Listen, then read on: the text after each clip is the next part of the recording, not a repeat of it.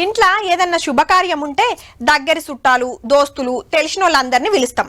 ఇక పెండ్లి కార్యం అయితే ఇటోళ్ళు అటోళ్ళు షానేండ్ల సంది కలవనోళ్ళను కూడా కారెటిచ్చి పెండ్లికి పిలుస్తాం.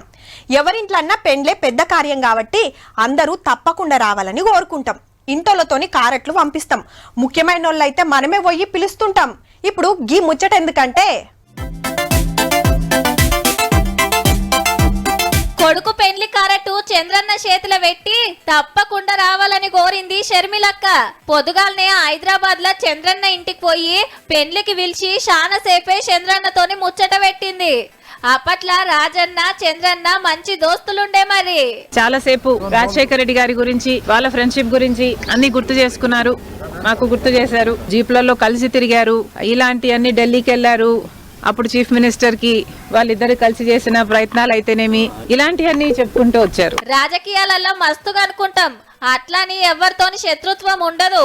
ఈ సొంటి టైంలో అందరినీ కలుపుకొని పోవాల్సిందే అనుకొచ్చింది.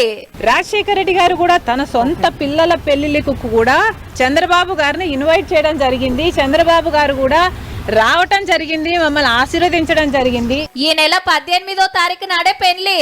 ఆ పార్టీ ఈ పార్టీ అని లేకుండా ముఖ్యమైన లీడర్లు అందరినీ కలుస్తుంది. కారెట్ ఇచ్చి పెళ్లికి పిలుస్తుంది.